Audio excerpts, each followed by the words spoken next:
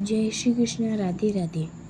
आज मैं आपको देवताओं द्वारा गर्भस्य भगवान श्री कृष्ण की स्तुति नामक प्रसंग आगे सुनाऊंगी।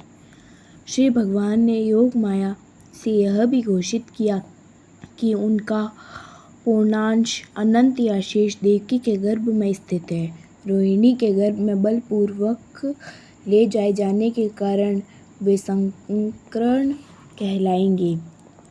देवी शक्ति या बल के स्रोत होंगे जिसके द्वारा लोग जीवन का सर्वोच्च आनंद, जिसे रमण कहते हैं, प्राप्त कर सकेंगे। अतः पूर्णांश अनंत अपने अवतार के पश्चात संकर्षण या बलराम नाम से प्रसिद्ध होंगे। उपनिषदों का कथन है, नायमात्म बल हीनेन लभ्य। तात्पर्य यह है कि कोई परमेश्वर या किसी के आत्म साक्षात्कार के परम स्तर को तब तक प्राप्त नहीं कर सकता जब तक बलराम की पर्याप्त कृपा न हो। बल का अर्थ शारीरिक शक्ति नहीं है, न ही शारीरिक शक्ति से किसी आध्यात्मिक सिद्धि मिल सकती है। उसमें आध्यात्मिक शक्ति होनी चाहिए जो बलराम या संकर्षण द्वारा प्रदत्त की जाती है। अनंत या शेष उस शक्ति का स्रोत है जो समस्त लोकों के उनकी विविध स्थितियों में बनाए रखती है।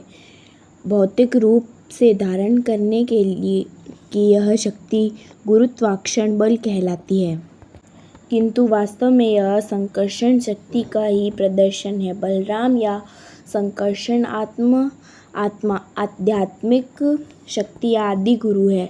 अतः भगवान श्री नित्यानंद प्रभु, जो भगवान श्री बलराम के अवतार भी हैं, आदि गुरु हैं, तथा गुरु भगवान श्री बलराम जो कि आध्यात्मिक शक्ति प्रदान करने वाले श्री भगवान की परम शक्ति का रूप है, उनका प्रतिनिधि होता है।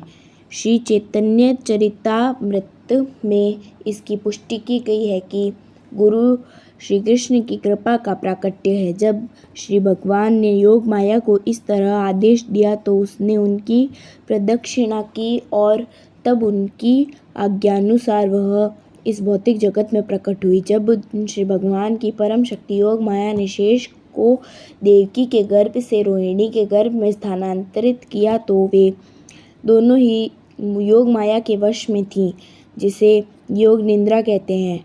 जब ऐसा हो चुका तो लोगों ने समझा कि देवकी का 7वां गर्भ विनष्ट हो गया।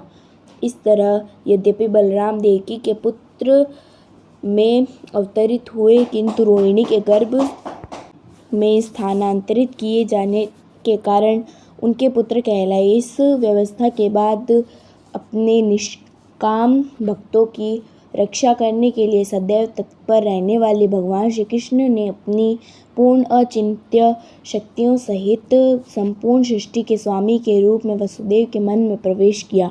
इस प्रसंग में यह ज्ञातव्य हो कि भगवान श्री कृष्ण पहले वसुदेव के निष्काम हृदय में प्रविष्ट हुए और तत्पश्चात देवकी के हृदय में स्थानांतरित हुए। वे देवकी के गर्भ में वीर्य द्वारा स्थापित नहीं हुए थे।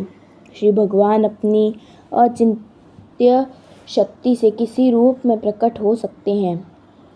उनके लिए यह अनिवार्य नहीं कि वे स्त्री के गर्भ में वीर्य क्षेपण की सामान्य विधि द्वारा प्रकट हों।